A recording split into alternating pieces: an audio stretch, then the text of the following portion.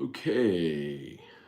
What's up, everybody? Good morning. Welcome to a Tuesday edition of Morning Scone, presented by Brock, the Batters Orthopedic Clinic, Hudco Roofing, HudcoRoofing.com, Restored Motions, RestoredMotions.com, and ProCharge EV, ProChargeEV.com. All right, everybody. I hope everyone had a wonderful, wonderful, wonderful Christmas. Hope you got to spend time with family and really enjoyed a wonderful day. So, again, Merry Christmas to everybody. Hope it was a great day with family. Hope Santa was good to all the kiddos, and hope everybody had a good time. We had a really good day yesterday. Got to see most of my family over at my cousin's house, which was great. Good food, good people. Got to watch a lot of football, relax a little bit. So, great day. Santa was great to Drew, and I got some more shoes. So, good day altogether. Good day. Today is the 26th. We are, LSU is departing Baton Rouge, Tampa. So, the bowl prep gets back I should say gets back, but the bowl prep, I guess, transitions a bit here from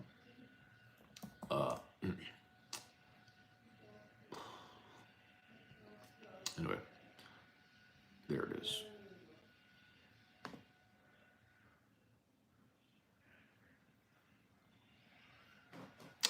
I was looking for the schedule, so on my email. I'll have to use it on my phone. Anyway, bowl prep just shifts from Baton Rouge to Tampa as they head down. So it's like a week long of bowl festivities and all that stuff, as you're well aware. So they'll continue their preparation down to Tampa. They'll have a lot of different events, but LSU leaving today, the 26th, for Tampa. They'll play New Year's Day, as you all well know.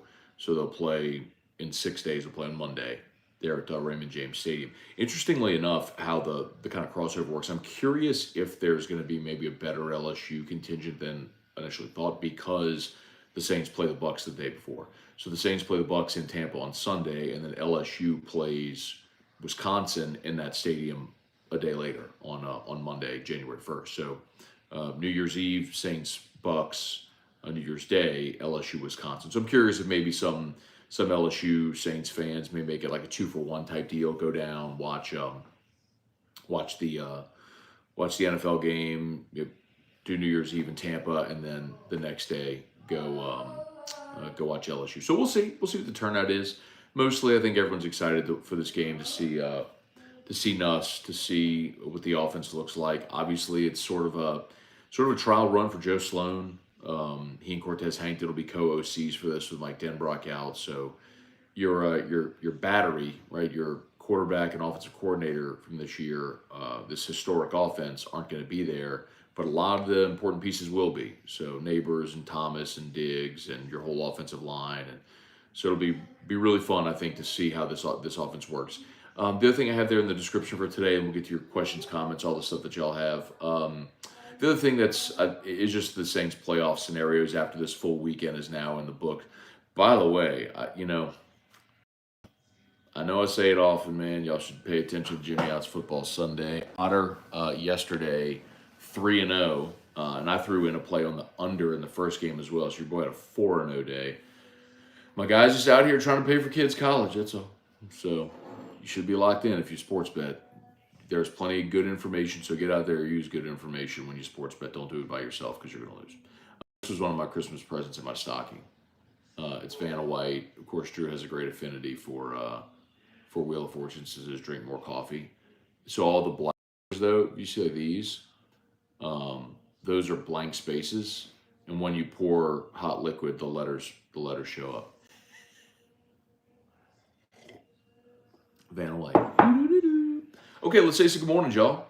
I'm off, by the way, today and all week. So our whole lineup is actually Jimmy and Charles are doing their show today, but everybody else is off.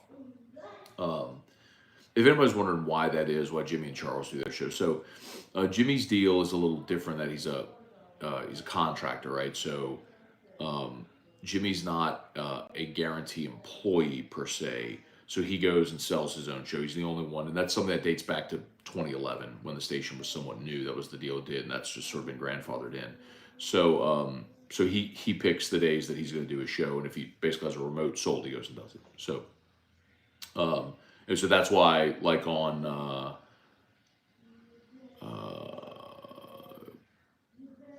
what day? Black Friday when the rest of us were all off. Not Black Friday.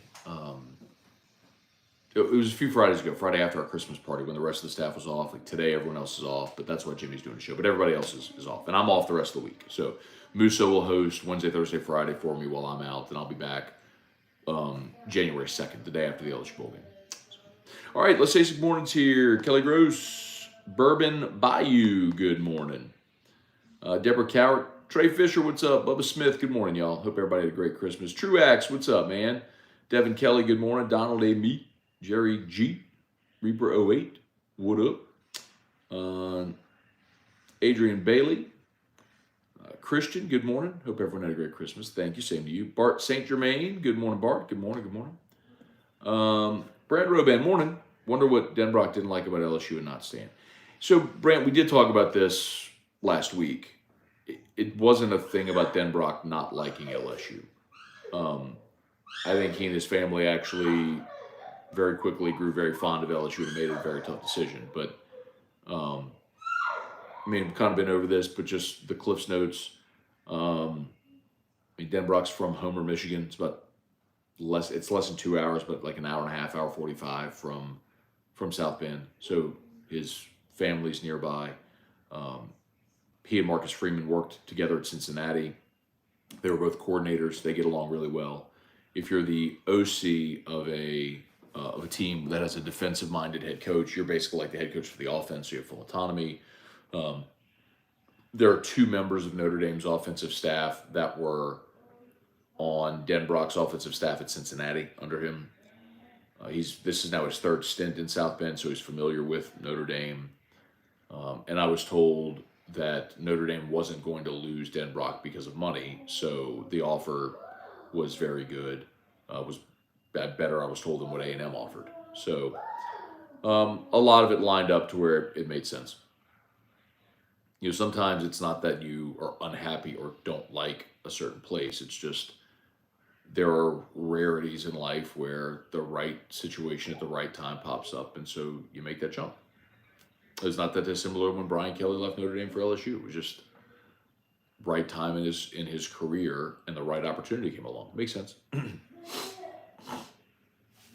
Russell Doloff, good morning. Cliff Nelson, good morning, Uncle Scone. Hashtag Team Drew.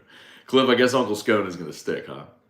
For those that don't know, the Uncle Scone stems from when I was in New York, and a lot of people were worried about the Heisman after Jaden did not win the Maxwell, and I was sitting in Central Park and was doing Morning Scone, and I said something to the effect of, just come here, sit on Uncle Scone's lap. Let's calm you down here a little bit. I guess that's sticking. James McKinney, Jerry G, Brian Penton, good morning. Morgan Miller, what up, man? Did you catch the Chiefs game? I did catch the Chiefs game. I caught all three games yesterday and was 4-0. Had Raiders, Giants, and Ravens. Raiders, Giants, Ravens, and I had the under in the KC Raiders game. So a 4-0 day for your boy. Very nice. Nice little Christmas gift that the NFL underdogs gave me yesterday. Ken Abear, good morning. Irfan Sayad, what up? Jackson Carney, Matt. Why don't you have Billy Lucci on to talk about the things he makes up to try to hurt LSU?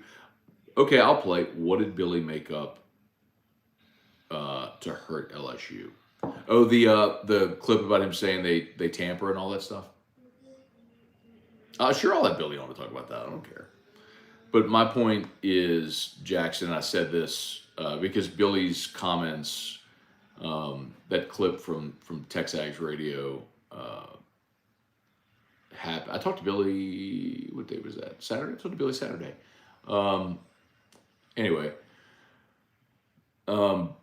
my point about the tampering thing is, like, I'm sure LSU did tamper, but so does A&M, and so does Miami, and so does Washington State, and so does Ohio State and Ohio U and everybody else, man. It's like it's an honor among thieves type thing where everybody cheats, everybody bends the rules that are set forth by the NCAA because the NCAA rule book is long and absurd. So, yeah, everybody cheats based on whatever the letter of the law is, but nobody tells because if you go tell on someone else, and someone's turning around telling on you. So, Austin Kid, good morning. Hope you had a Merry Christmas. Wishing you a quote mind-free show today. Oh man, I've debated whether or not I want to say anything about the Michigan thing. Like I made up my mind that I wasn't going to put anything out there because I was going to let it die because I know how this news cycle works. People get all up in arms about something, a day or two passes, there's an NFL weekend, then everybody just moves on, right? It's a new news cycle. And so by saying anything about it, all it does is unearth the story. It extends the shelf life of the story, which I have no desire in doing.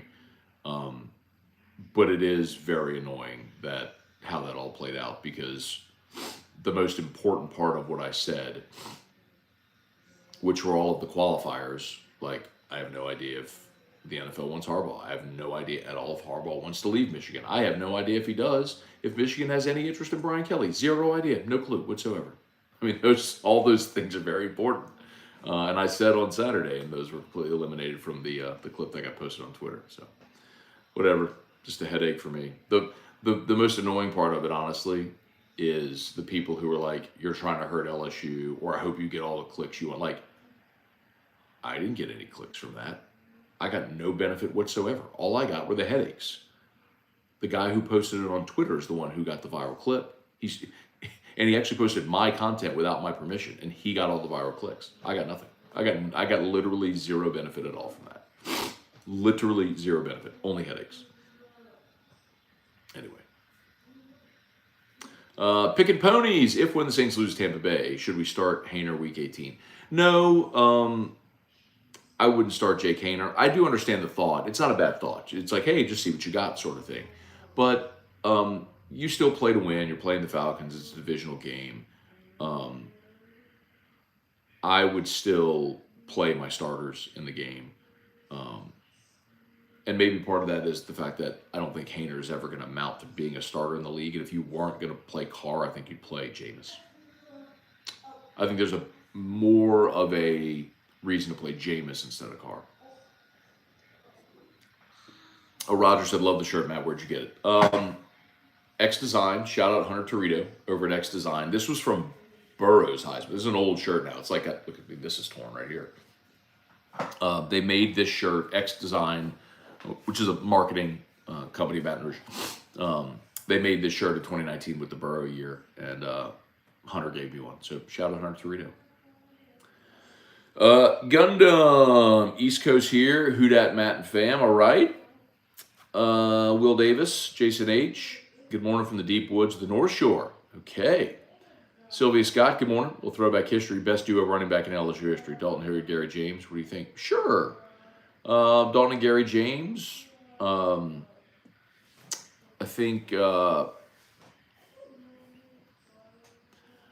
mean, the most, I'd have to check on this, but I would assume the most accomplished backfield in LSU history would have been like when you had Leonard Fournette, Darius Geis, Darrell Williams in 2016, 15 and 16.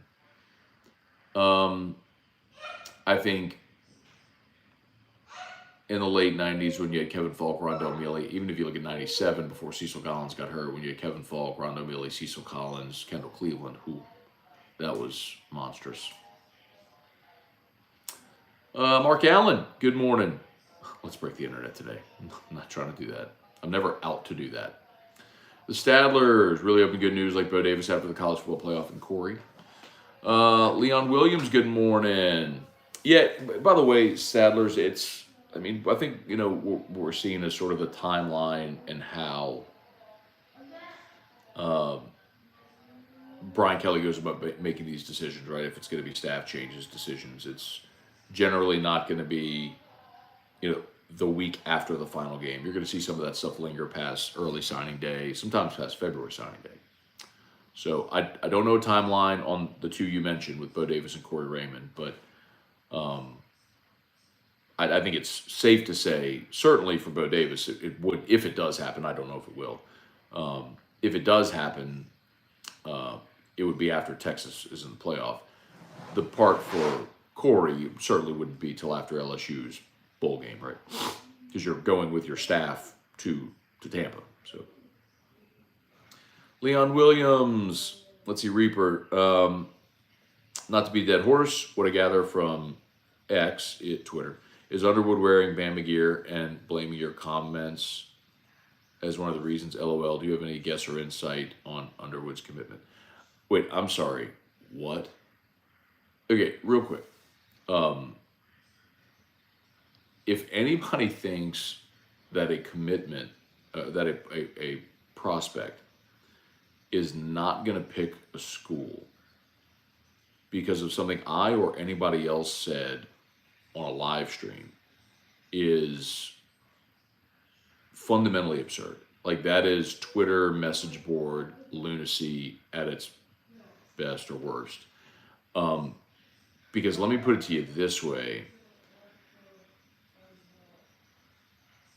If the LSU coaching staff loses a prospect because of something that I say on Morning Scone, out of context anyway, then they can't recruit for poop.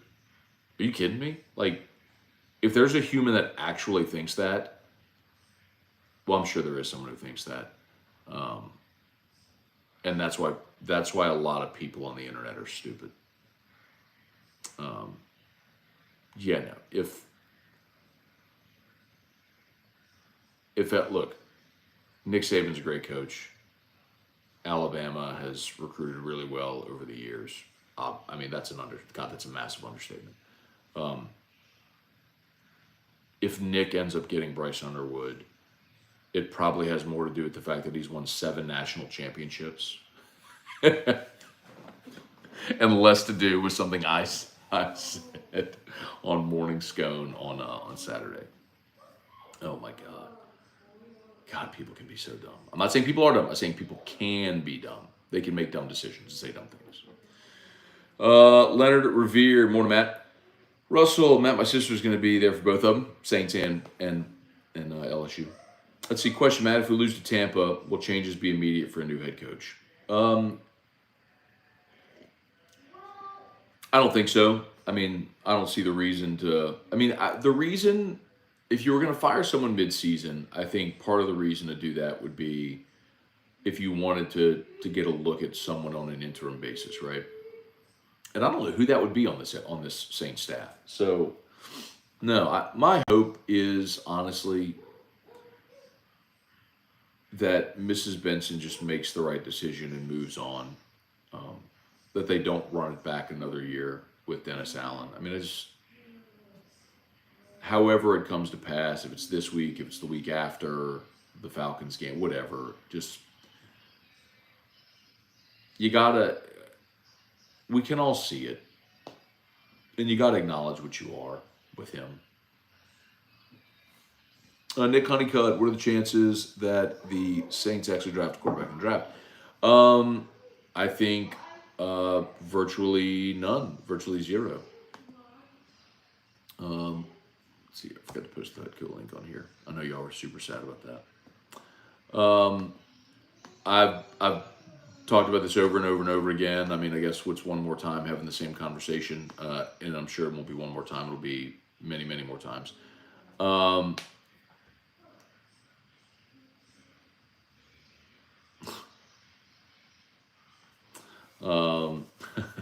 Matt Moscona just guaranteed Bryce Underwood to Bama run the story.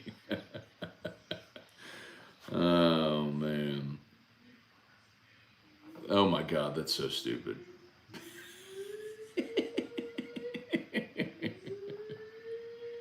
Bro, I've never talked about Bryce Underwood in my life. I mean, I know who the kid is, but I don't know anything beyond what anybody else knows. It's so stupid. Oh my God. Wait, hang on. I'm trying to find myself again on the.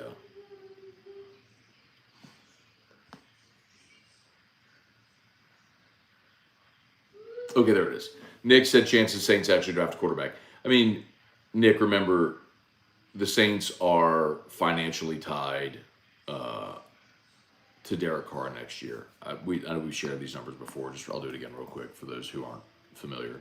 So Derek Carr, his contract next year is his cap number. And remember, for those who don't know, like every NFL team has a salary cap, which is the total number you can spend on all of your contracts, right? I'm oversimplifying it. So, but next year, Derek Carr's cap hit is $35 million. He's going to count $35 million against the cap. And you can say, well, cut him or trade him so you don't have to pay that money. That's not how it works. His dead cap number is $52.8 million, meaning if he's on the roster, he costs you $35.7 million. If he's not on the roster, he costs you $52.8 million. So it would cost you, what is that? Nearly $20 million more for Derek Carr to not be on your roster than to be on your roster. So Derek Carr is going to be on your roster next year. So unless if the Saints have an opportunity to draft someone they feel is like their franchise quarterback,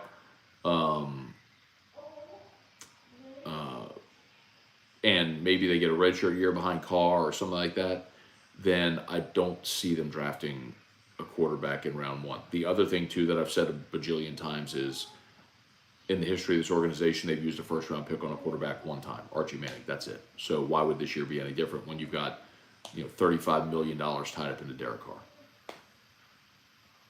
next year? Let's see, Greg Carter, morning, Matt. Since the Saints are so cap-strapped,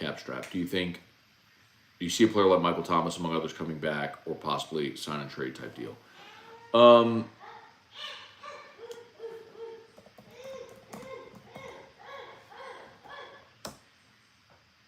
This is the problem that the Saints have. So Thomas next year, so Michael Thomas's cap number next year is $10.2 million. They've already restructured his deal, remember, so he's got money on the books through 2027, even though it's voidable years. 5, 6, and 7 are voidable years. 25, 26, 27 are voidable years. So next year, Michael Thomas's cap hit, so if he's on the roster, he costs you $10 million, 10.2. If he's not on the roster, his dead cap number is 18.1. So it would cost you $8 million more for Michael Thomas not to be on your roster. So again, whenever you have this awful cap situation, you're looking at those situations, you're going like, okay, so if you got rid of Michael Thomas and Derek Carr, that's going to cost you $28 million in dead cap money. Just next year, just those two players. So no, Michael Thomas is going to be back next year.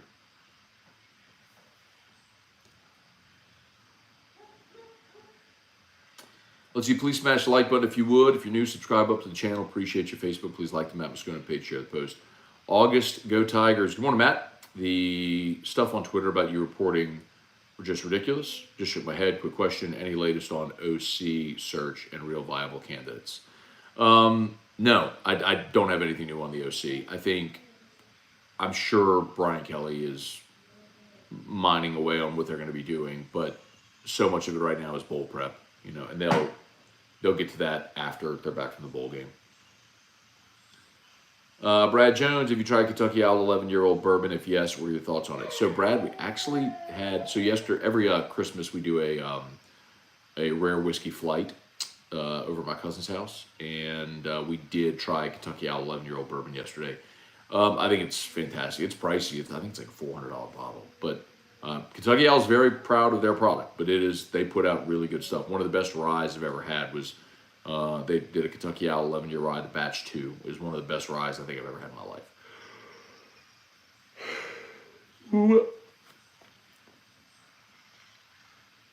I put more in the chat if you went down to Soundfire this weekend. Wade Lowry, Matt, here's the question of the day. Lamar Jackson for MVP? Sure. Yeah, Ravens are awesome. Played great yesterday. I certainly don't think Brock Purdy is the MVP. I think that's kind of silly talk, but I get why like quarterback, the best team sort of thing. Uh, Brandon Mall. Let's see. Everyone does it. Didn't work out well for Wade. Yeah. Imagine Brandon if so. He's talking about back to the comments Billy Lucci made about tampering, and my point is that everybody cheats, all that sort of stuff. Mark Vitanovich, what's going on? I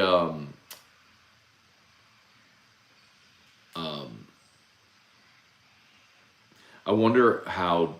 I actually did ask Will Wade this on the Rosters to Riches, the NIL podcast that we did. I said, have you thought about how different your life would be if NIL were legal like 2 years prior? And he laughed. He's like, it'd be a whole lot different, I'll tell you that much. I mean, he'd still be at LSU, you know. What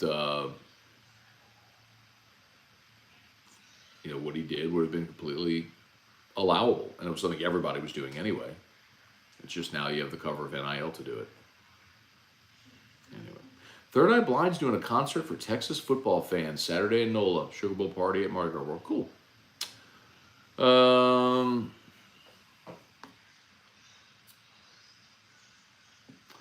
Caleb, why is Ole Miss now beating LSU on and off the field, recruiting, transfer portal, etc.? How does this happen? Seems like Brian Kelly should be running circles around Lane.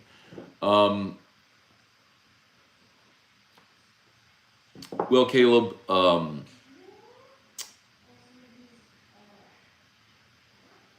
so obviously Lane Kiffin's a good coach. That's number one, and that needs to be mentioned. The portal stuff is something that I mentioned last week that a lot of people didn't like to hear me say, but it's true and obvious. Like you don't have to like the words I'm saying, but you can also look at the evidence to suggest it's true, which is Ole Miss, as it's been explained to me, isn't the most well-funded collective, meaning there are collectives that have raised more money than Ole Miss's, but they are the best organized from their fundraising efforts to their financial allocation based on what sport and what they allocate to whom. They're very well organized, and I think a lot of other programs are trying to get there. Specifically on LSU, remember the original collective was not well funded and kind of poorly organized. They shut that down and launched Bayou Traditions. They hired a guy named Brent Cunningham to run Bayou Traditions. He was here for 6 weeks and they fired him. Because it turns out he wasn't actually a great fundraiser. Now, Match Point is kind of running point and getting a lot of that stuff organized for LSU on the collective side. But I think they got a ways to go. So, the other thing which I've said often is LSU had a really expensive stretch where you bought out Ed Ogeron, you hired Brian Kelly, you hired Kim Mulkey, you hired Jay Johnson. They both won national titles. Now you gave them better deals. And all that happened to coincide with, NIL starting. And so you had all of these boosters that were, you go shake the trees for $17 million to buy out Ogeron and $100 million to hire Kelly. And you got to go pay Kim Mulkey 2-3, and she's gotten a raise. All that stuff. Well, you do that, and then you go back to the same people, and they're like, hey, now we need to pay the players too. It's like, hold on. So I think that's, and by the way, I think ultimately the market will reset, and I think when, I hate to say it this way, but like when they're desperate enough, I think LSU will be able to do what they need to do. But Ole Miss specifically, as you asked the question, is in a spot where they have boosters that are willing and able. They've never won. They're motivated. And one of the points I've made a lot about NIL is look at the programs that are doing the best in NIL. It's traditional programs that have fallen on hard times that are motivated to try to get back there. Florida State, Tennessee, Nebraska, Southern Cal. It makes sense, right? Brandon English, morning, Scone. Picked up an E.H. Taylor barrel proof. Finally got a Weller 12. Very good, man. I actually scored an E.H. Taylor barrel proof last week, too. And a Weller 12, incidentally. That's awesome. Hunting season was very fruitful for your boy. Greg Dugas finally opened to Russell's 13. Was kind of let down, if I'm being honest. Oak overpowers everything and not in a great way. That's interesting. I'll have to sip mine again. I enjoyed it.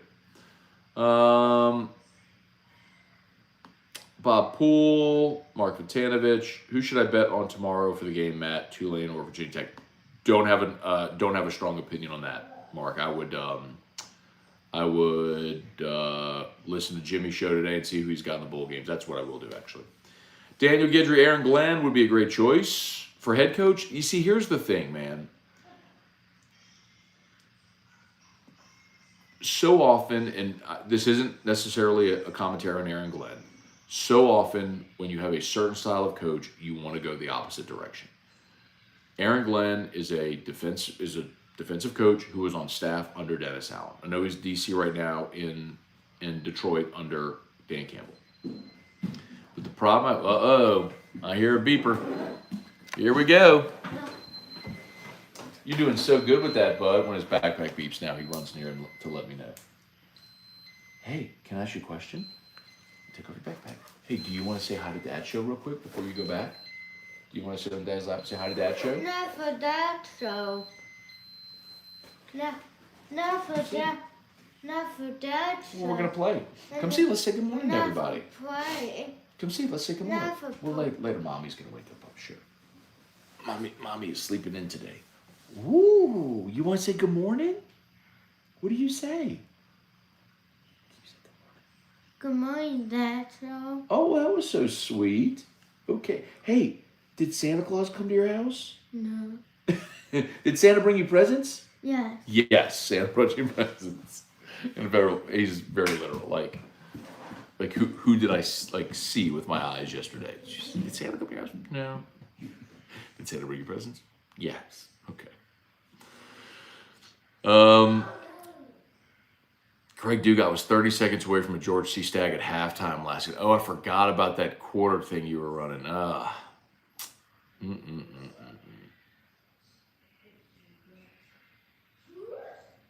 Bob Poole, geez, I'm glad shopping for Bourbon is like shopping for NFL quarterbacks. Let's see. Ty Fly, good morning. Jerry DeLucky, good morning. Hope you had a great Christmas. Thanks, Jerry. Same to you and yours. Samuel Merrifield, Matt, what's your prediction for the LSU bowl game? Also, I feel Saints lose out and still on fire Allen. Samuel, I do think if they lose to Tampa, which I think they will, by the way, and that's not a reaction to what happened this past week, but going into the Rams game, we were talking about what they needed to do, and I was hoping they'd win out and go 10-7, win the division. I told you what I thought would happen is they would lose the Rams, which they did. I think they'll lose to Tampa, which I think they will. And then with their playoff hopes gone, I think they'll lay down at home in Week 18 against the Falcons, which they did last year at home in Week 18 against Carolina when they lost 10-7 in a game that they controlled but couldn't finish. I agree that I do think the Saints lose this week to Tampa, and I think they'll lay down at home against Atlanta and lose that one too. So I do think they'll finish 7-10, and I think that's not going to be enough for Dennis Allen to keep his job. Maybe that's wishful thinking on my part, but again, I want to clarify so there's no misgivings or misconstrued feelings about what I'm saying here. I don't know what Mrs. Benson or Mickey Loomis will do. That is my sincere hope, however, that they fire Dennis Allen and move on. But I don't know.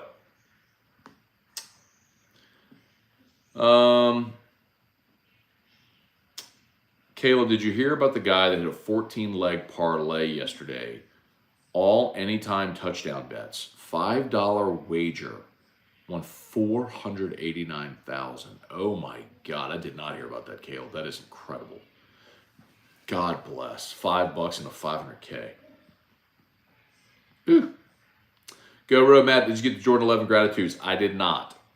ATX, I did go by Ruckus a couple days ago and got the Jordan 1 OGs. They're sort of they're like this olive suede and orange.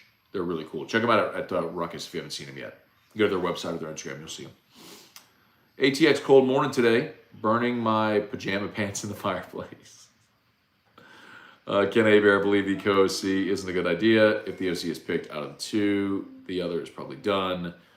Just doesn't seem like a win-win. So, Ken, I think the important thing to keep in mind there is you have two young position coaches who are trying to elevate their career. So when you do something like that, it's more of an opportunity for both to have that experience to be able to put on a resume so that they can continue to advance. So that's Sloan and Hankton.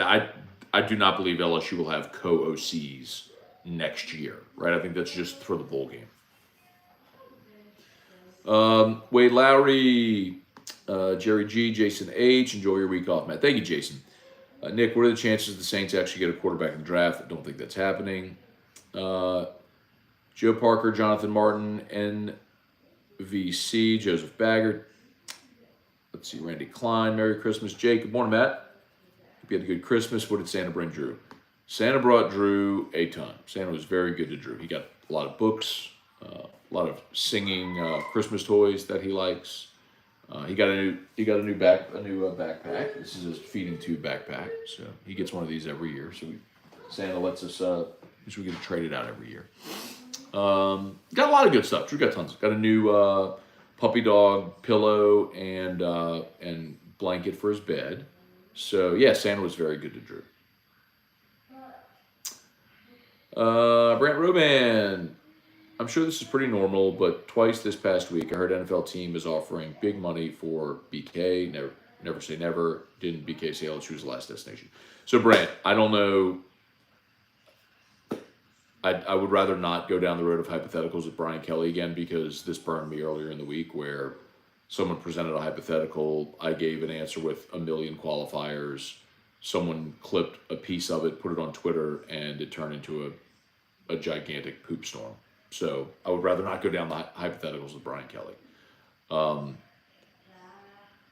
The point you're making, though, where Brian Kelly said that LSU is the last stop on the Coach Kelly caravan, I totally believe him. I believe he's being sincere. I believe that at this point in his life and his career, he does not anticipate moving again or taking another job. I fully believe that he is being sincere. But what you can never know is what opportunity may come up at some point.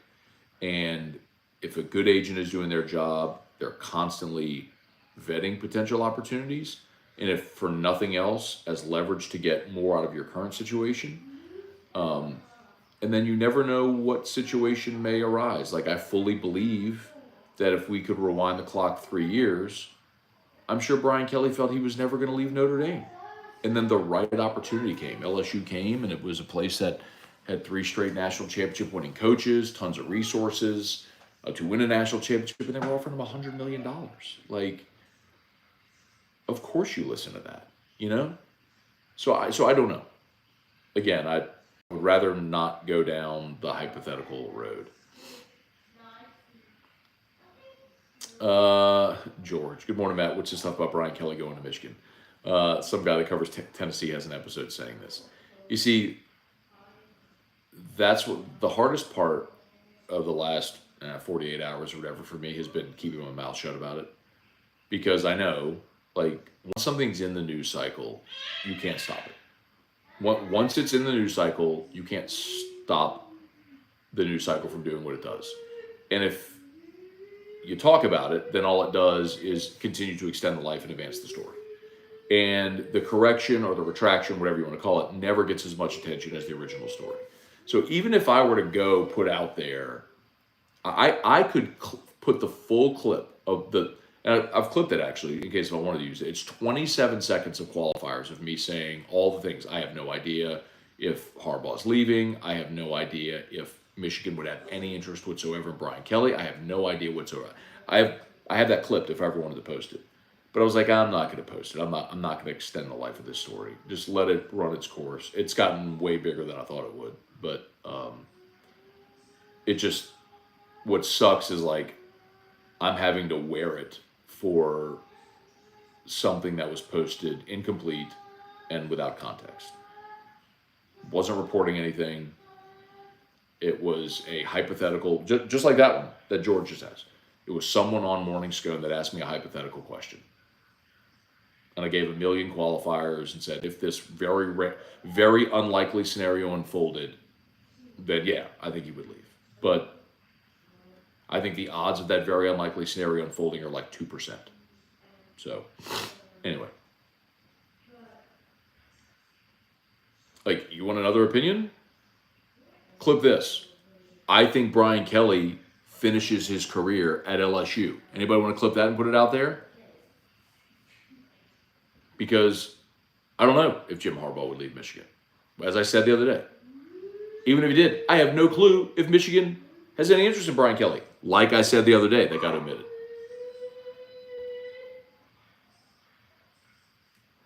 Anyway. But I'll wear it. I'll wear it. Y'all who've watched long know how difficult it is for me to sit here and say nothing. But I mean, I'm here on Morning Scone. Well, it's the same people who are watching on Saturday, I'm sure. It's 300 people watching. I am always very careful about what I say and how I say it because I'm very aware of the words I say and the impact that they can have. Which is why it's very annoying to me that I have to wear it for something I didn't even, because of the way what I said was presented without context, that has been spun into a negative, and it's very annoying. Anyway, Irfan Sayad, all I wanted for Christmas was new head coach and coaching staff. Santa gave me an IOU. We shall see if he pays up. That's related to the Saints, by the way. Roger, let's see, Trey Beatty. Good morning from Guanajuato,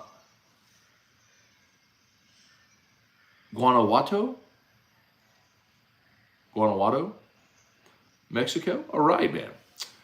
James Avery, Leslie Martin, Robert Brantley, Brambo. Who's calling the plays, Hankton or Sloan? Are they competing for a permanent OC job? So, Brambo, I do not know if either of them are competing for the permanent OC job. Sloan, I am almost certain, will be calling the plays. Let me check real quick, but I am pretty sure Cortez Hankton has not been an OC before. He came from Georgia where he was receivers coach. I'm almost positive he's not been an OC unless if there was like a small, let's see. Yeah, he's only been a wide receivers coach. So at Georgia, he was pass game coordinator, receivers coach, same title he has now. But sometimes, just so people know how that works, like sometimes you've seen like passing game coordinator or run game coordinator or something like that. When you can add coordinator to a title, that allows the opportunity for a higher salary when you have coordinator in the title. So sometimes that's how you justify paying someone more to get them away. So like when LSU got Hankton away from Georgia, they were able to make a passing game coordinator and receivers coach. Comes back to Louisiana, of course. He's from New Orleans. And they're paying him, let's see, Cortez. So like Cortez, his last year at Georgia, he made $550. His first year at LSU, he made $850. So like they gave him, he's the highest paid receivers coach in college football. So they made him the highest paid receivers coach, gave him a big raise. He got to keep the coordinator title in his name. So that's how that works sometimes. Though of the two, considering Sloan has been an OC before, he was an OC for 3 years at Tech. I think he would be certainly considered for the job. I don't know that he's going to get the job. But then again, I don't know. Joseph Bagger, good morning. Brad David. Whoops, oh man. I lost my spot, y'all. Sorry. Sometimes this happens as I'm scrolling on the comments and I'll lose my spot. There we go. Got it now. Adrian Bonds, morning, Matt. If Saints are going to keep Derek Carr for 2 more years, don't you think we need to invest in our defense? Good question. So there's 2 ways to think about that. Do you invest in the defense, or you did this year, and you used your first round pick on Brian Brzee, or do you invest offensively to try to maximize the return on Derek Carr? Do you get him a true starting left tackle? Do you get him another running back? Do you draft Brock Bowers, tight end? There's different ways to think about it. The Bullard family travel vlog. Okay. Larry Connor, Matt, who do you want to be the new LSU offensive coordinator? You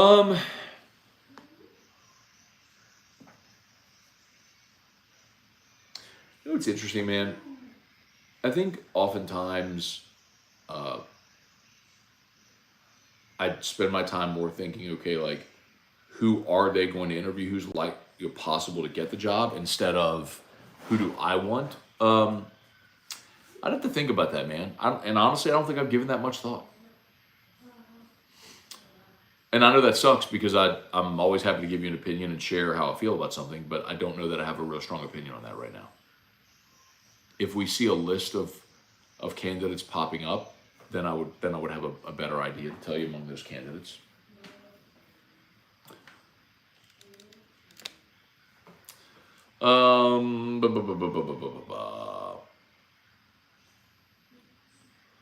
Bearded Dragon, as deep as the draft is a quarterback, wouldn't this be the best year to draft a quarterback? Let him sit. It depends who's available, and stylistically what kind of quarterback you want.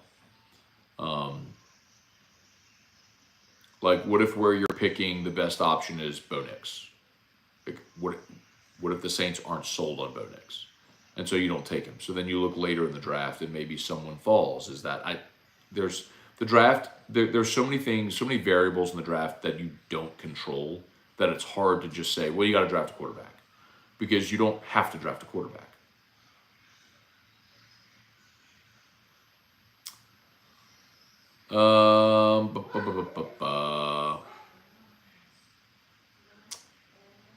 H-Town Creole. Morning, Matt. Matt, you started a big thing on YouTube saying Brian Kelly's going to Michigan if Harbaugh leaves. I didn't say that, H-Town Creole.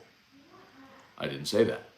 Because what you're assuming with that, what a lot of people have assumed is that Brian Kelly would be Michigan's choice. And I have no idea if that's the case. Zero. None whatsoever. And I said that on Saturday, and that's the thing that annoys me. That right there is the part that annoys me, because that's the assumption that has been made, and that's the story that's been told, and that is not what we talked about on Saturday on this show. And that's what bothers me. Listen, if I say something, if I have an opinion, I'll stand by it. I argue opinions strongly, and I'm very thoughtful with the way I go about giving opinions. What bothers me the most about this whole thing is that comment right there, because that is not what I said. And in a digital age where everything is recorded and anybody can go find full context, the fact that the context and comments that I said were not presented in full, and so they've been misinterpreted, and that's what sucks. Because it's all the things I hate about media today, which are lazy clickbaiters. And I'll say this again, notice there's not a single legitimate news organization that has run any story about this. It's blogs and fan sites. It's all that. It's people that don't have any type of journalistic background, journalistic training, journalistic integrity, who would actually take the time to go do that. It's just, clicks, boom. Now, next. It's a very, very unfortunate thing. But that annoys me, because I did not say Brian Kelly's going to Michigan if Harbaugh leaves. I did not say that. I very clearly stated my point, and it was not that.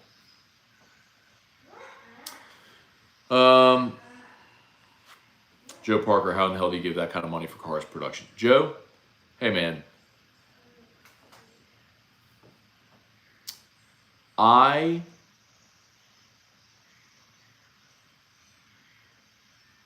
made that point when they signed Derek Carr, and I got called a hater. I got called everything you can imagine. So I'm not interested in that conversation now with hindsight, because I said it when they signed Derek Carr. Wade Lowry, if the Saints do move on from DA, who do you think would be a good fit? I would want an offensive-minded coach. I think when you have a defensive-minded coach that doesn't work, I think that's natural in any sport. When stylistically you have one coach that doesn't work, you tend to go the opposite direction. If you have a real if you have a player's coach, you tend to go to like a more of a disciplinarian. If you have someone that's really rigid, you tend to bring in a player's coach. It's I think you see that pretty naturally in a lot of sports. So I want an offensive-minded coach that's going to be less of a buddy and more of an alpha, because Dennis Allen is not that. I know we talked 2 years ago about Eric Bieniemy. I would still be okay with that if you brought in Eric Bieniemy.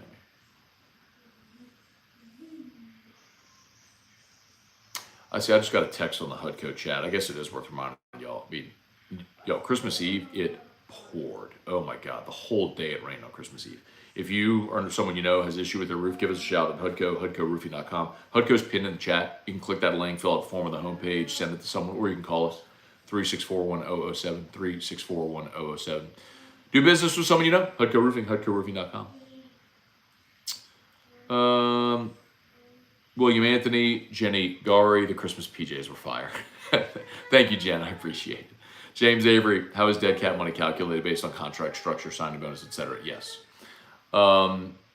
It's also, it's there to serve as a penalty against signing bad contracts, because now you're stuck with that. Like, you can't just dole out bad contracts and not have any repercussions. But yes, that's how it's structured, based on signing bonus, what is salary, how they structure deals. Yes.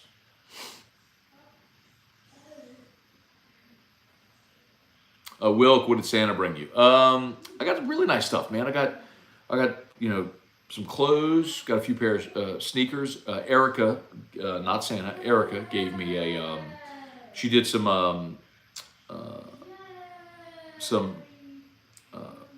Nike by You, which she designed, which are really cool. Some dunks, they're black, blue, and white dunks with not black, excuse me, they're gray. They're gray, blue, and white dunks that have Team Drew on the heel, which is really cool. So got a lot of great stuff. We're all very, very blessed, man. Hope everybody had an awesome Christmas. Wendell Norman, Jake Matern, Merry Christmas, Matt. Happy New Year. Sorry I asked the BK New England question a few days ago. Didn't think it would get that much attention. It was you, Jake. No, it's not you, Jake. It was. I'm not mad. That's the nature of this format, man. It's people come on here and we do a live Q&A and we ask questions. That's fine.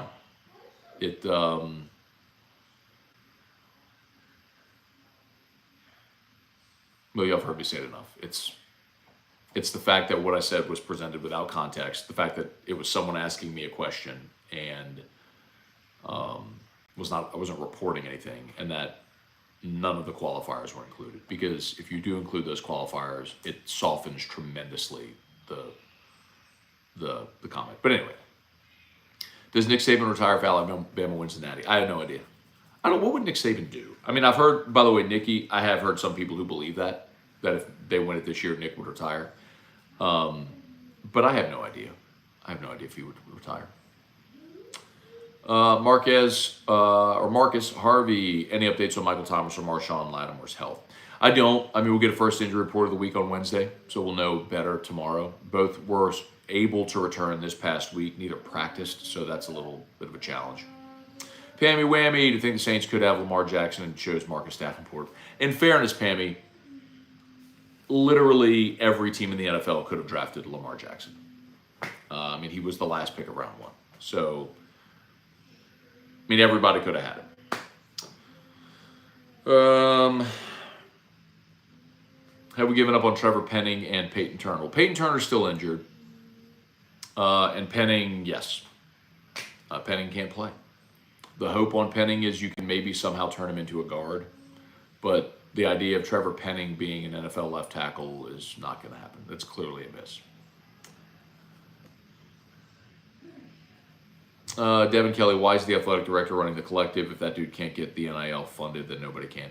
I understand the point, Devin, but you got to keep in mind it's not just about funding a collective. The athletic director is running the entire athletic department, but then also you have to fundraise for TAF and the LSU Foundation and now the collective. And then what has also happened at LSU is a lot of the individual sports have fundraised, meaning you've seen some coaches and some boosters go direct. Gordon is the best example of this. Gordon isn't funding LSU's collective. I don't know if he's put any money in the collective, but Gordon is running all of his NIL stuff through his marketing department. So he's not taking money and giving it to the collective and saying, spend it as you want. He's choosing to spend how he wants. That's going to benefit his business, which is how NIL should work. But you're seeing a lot of that. You know, Jay Johnson has his people that he's tapping into for what he needs for baseball. Kim Mulkey has the people she's tapping into for women's basketball. Instead of this collective effort. Anyway. Oh, Heekso knows she thinks my tractor's sexy. That's true. That would have been today also. Sunshine, your hometown John Deere dealer in Louisiana.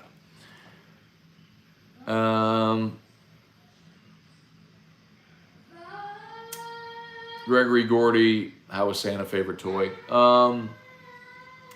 Drew, if there are toys that you press a button and they sing and dance, Drew's into it. That's most of what we got. Man, I'm really behind. I'm just at all the comments here when Drew popped in a little bit ago, so my apologies. I'll see if I can catch up a little bit. Diedrich Ford.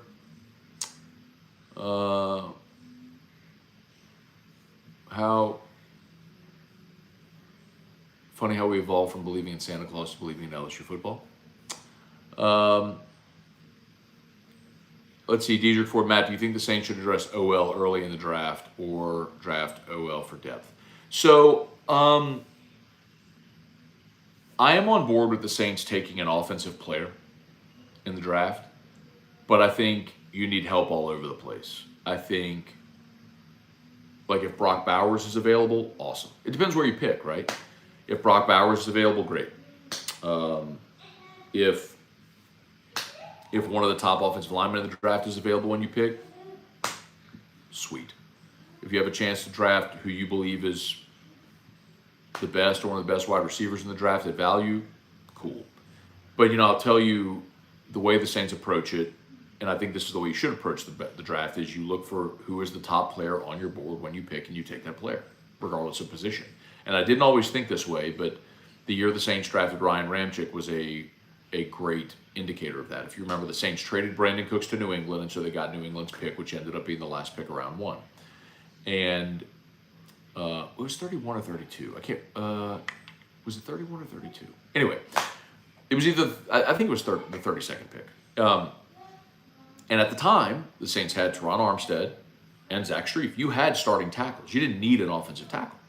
Well, they thought Ryan Ramczyk was the best right tackle in the draft. They had him way higher rated, and so they took it. And for the life of me, I couldn't understand why the Saints were spending a first-round pick on an offensive tackle that was going to be a project, because Ramczyk had played left tackle at Wisconsin. He was coming into into the NFL. You're most likely going to move him to right tackle. You had two starters at tackle already. You didn't need a tackle. You have Drew Brees. You're in win now mode. Why are you using a first round? You trade away Brandon Cooks. Why are you using a first round pick on a guy that you aren't sure is going to play for a while? And what happened? Zach Strief tore his ACL in that camp. His career was over. Ryan Ramczyk ends up starting and becomes the best right tackle in football. Now he's had injuries and he's getting later in his career, but there was a period there where he was arguably the best right tackle in football. So it's a great lesson. Like, you take the best player on your board. So if the best player on the board, Lattimore is a great example of that one. The Saints drafted Marshawn Lattimore at 11. They thought Marshawn Lattimore was the best corner in the draft, and they would have taken him in the top. Like, they had maybe, I forget what grade they had him. It was like the third best player or whatever it was in the draft. And he was sitting there at 11. They're like, absolutely, we're taking this guy.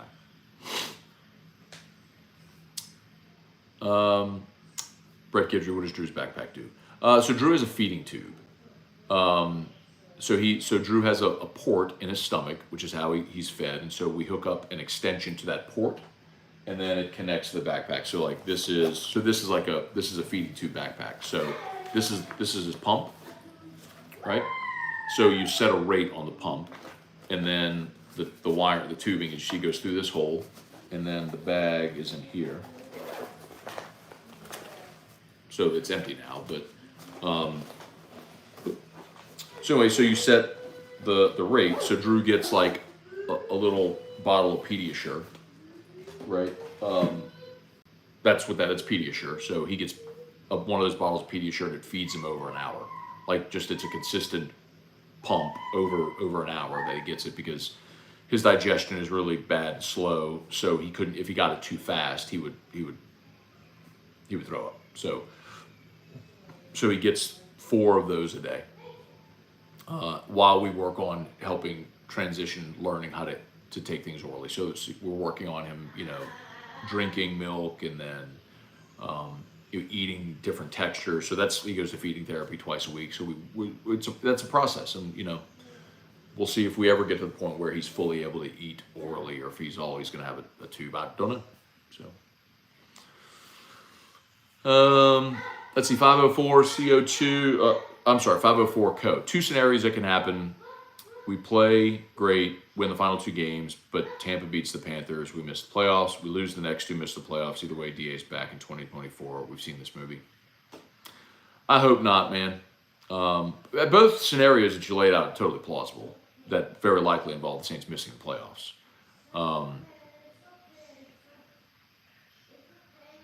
But I'll tell you, like, to the scenario we've talked about several times when I say I never cheer against my team, like, I want the Saints to win on Sunday. I want them to beat Tampa. But if the Saints lose to Tampa on Sunday, then I want them to lose to Atlanta, because then at that point you're not going to the playoffs, and I do want the better draft pick. Gregory Gordy, early prediction on LSU baseball. Any interesting matchups on the schedule you're looking forward to watch? Early possible freshman to watch. Well, Cam Johnson's the freshman to watch. That's the lefty who was very likely a top 10 pick in the draft, had a gigantic number, and stuck to it. Like, that's, sometimes we look at baseball and we go like, how did that guy end up in college baseball? I remember like Asa Lacy from A&M, who threw like 100 from the left side. It's like, how does that guy end up in college baseball? And it's rare that they do, and LSU got one of them. So I'll tell you, that's the guy the freshman I'm most looking forward to seeing. Early matchups, I mean, they're doing that, what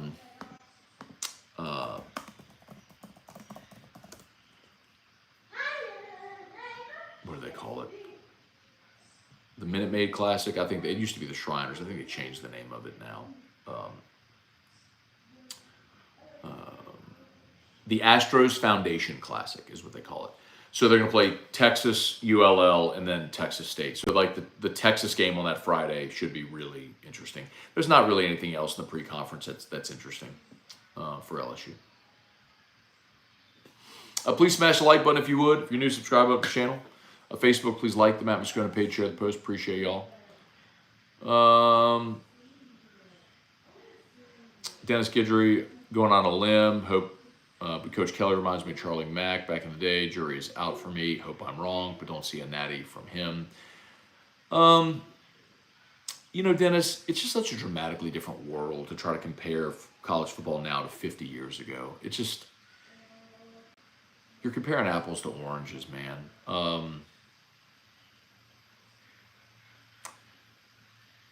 And the other thing too, I mean, LSU has such dramatically better resources now than they did then, and the expectation of winning, right?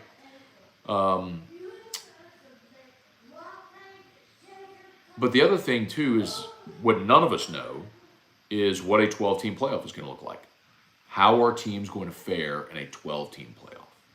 That's something McClendon never had to deal with, or any coach until this point. So as postseason systems change, we continue to learn how different teams and programs and coaches manage those postseason formats. Zachary Snyder, morning, Matt. Missed the Underwood story. Quick recap where I can go to watch it. Honestly, Zachary, I don't know what you're talking about. Like, I mean, I know Bryce Underwood's the #1 player in the country for 2025. He's from the state of Michigan. He's set to commit at the All-America game, whatever, on January the 6th. So I think LSU has always felt really good about getting him. I know recently he took a trip to Bama, which has some people nervous. Why wouldn't it? It's Nick Saban. I mean, I get it. I don't have anything else on that.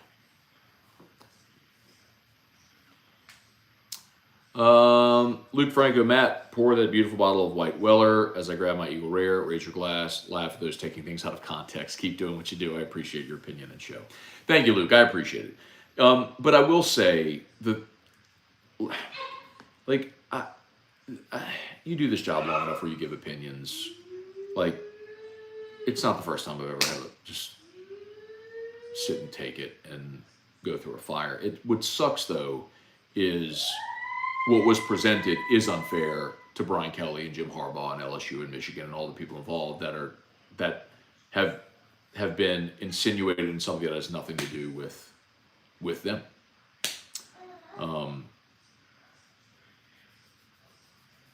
H-Town Creole, Matt, you said you talked to someone that said Brian Kelly's going to Michigan if Harbaugh leaves. No. That's not what happened. That is not what happened. Okay? Like,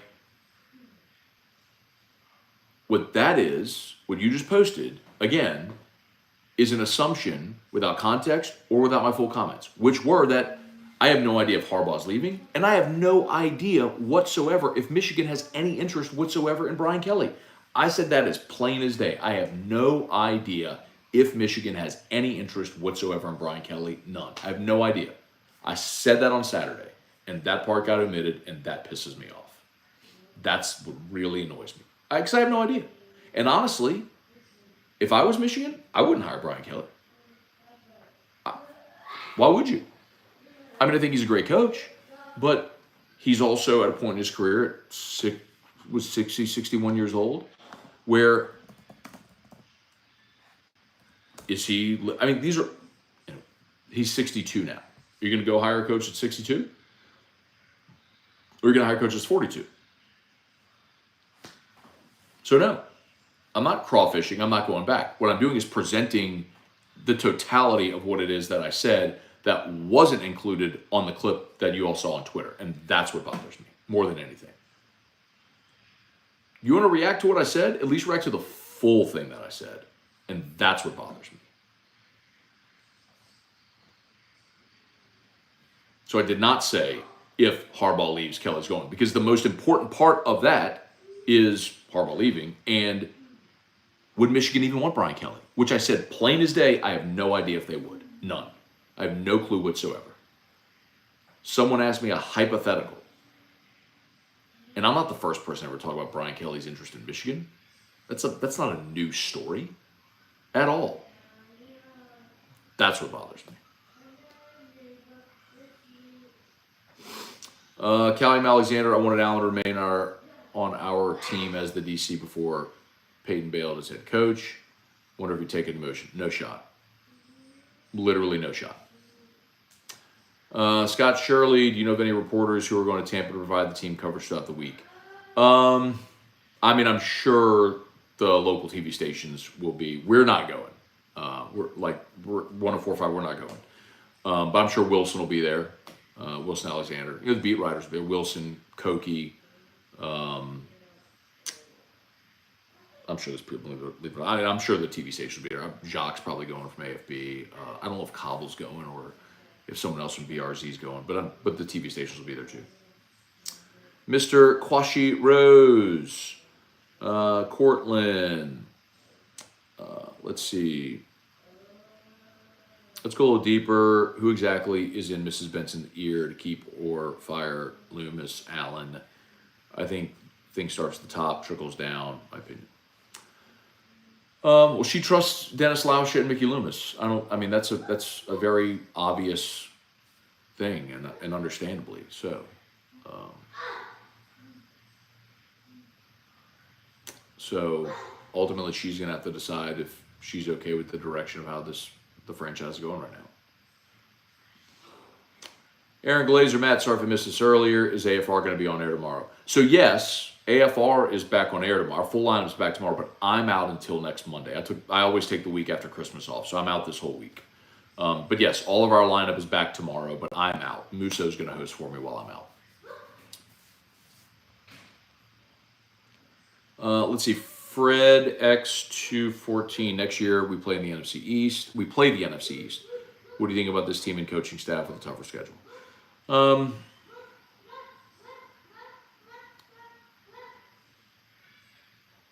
NFL schedules. The NFL is obviously a cyclical year-to-year type proposition. So I would be hesitant to be presumptive about what next year's schedule will look like because you never really know.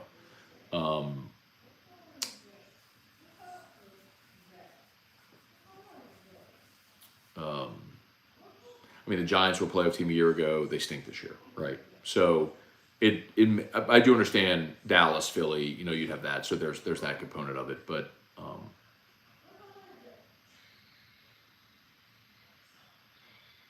I mean, an NFL schedule is tough no matter what.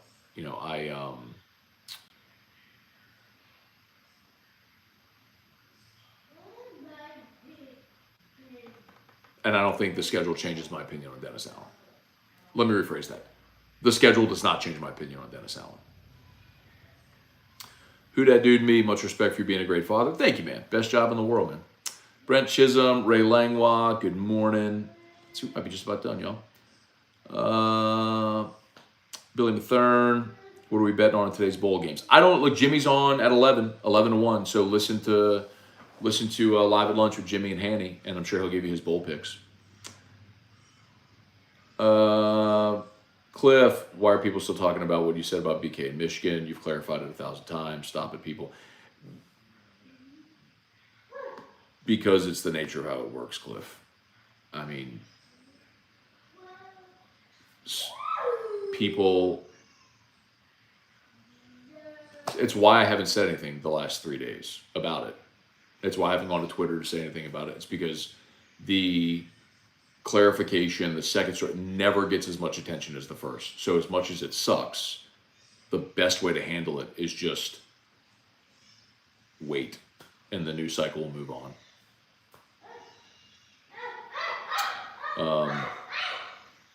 Again, dude, this was my 17th season covering LSU. 17, which I understand as people have done it longer, but 17 years doing anything is a long time. I've experienced just about everything that you can imagine. So you just let it ride out. All right. I think we're done. Let's see. Any more on Facebook?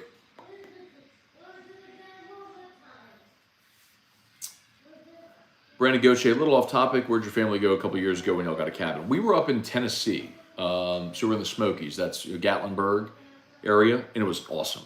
I mean, that was, it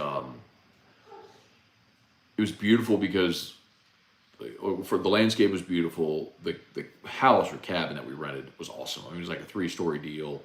It had, a whole game room down below, media room. You just sit outside and smoke a cigar and have a whiskey by the fire pit. We could cook there. There were excursions and stuff, but we really didn't even do any of that because we had Drew with us. So, but it was great. And a large part of it was great because of where we stayed. The house that we got was phenomenal. Let's see, Mark Saints need a linebacker badly. Well, you do have aging Demario Davis, and Pete Werner, I think, when he's healthy, is a stud. So, but yeah, you could use a linebacker. Saints could use a lot, bro. When you're a sub 500 football team, you're not good. I mean, especially against this schedule, you need a lot of help for sure. All right. All right, y'all. I think we are done. Thanks for being here. Y'all do me a favor, smash the like button, subscribe to the channel. Oh, there's a couple more on YouTube. again, Hudco Roofing. There's always shout out Brock, Baton Rouge Orthopedic Clinic, HudcoRoofing.com. You need an orthopedist, go to Brock. You need a roof, shout us out at Hudco. All that rain on Christmas Eve, Sunday, it rained all day. It rained hard. And it never fails. Whenever it rains, it's when we realize people got roof damage. So it's not necessarily that the rain caused the damage, but when it rains is when people realize they have damage. So if that's you or someone you know, a family member, a friend, a relative, a coworker, a neighbor, let them know. Hudco Roofing, HudcoRoofing.com. Any word on defensive changes? I'm sure you haven't been asked that today. Deidre, Matt, do you think it's possible we could draft a franchise quarterback outside of the first round? Sure. There's always that possibility. I mean, Russell Wilson was a third-round pick. You mentioned Dak was a fourth-round pick. Kirk Cousins was a fourth-round pick. Purdy was Mr. Irrelevant. I mean, it's rare that happens.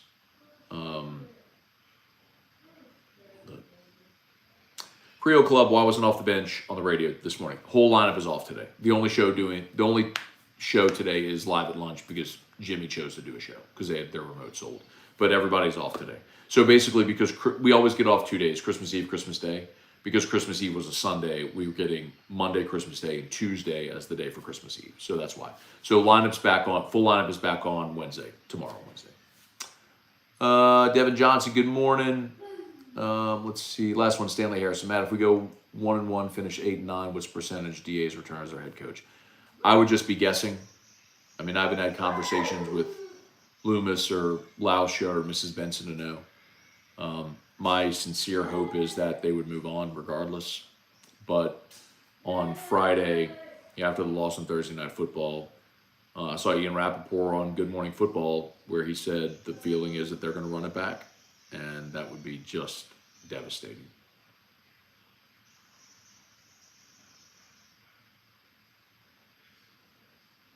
Anyway, look at Wade getting any baseball questions. How do you think Jump and Wood will do this season? I'm excited to see it, man. But again, I never get to watch fall baseball. During football season, it's so hard for me to justify getting to the box and spending time on baseball, on fall ball. So anything I'd be telling you right now would just be secondhand, and I'll start to dig a little bit. Once we get past the new year, baseball gets out there and starts working out. Look forward to it, man. Okay, I think we're done.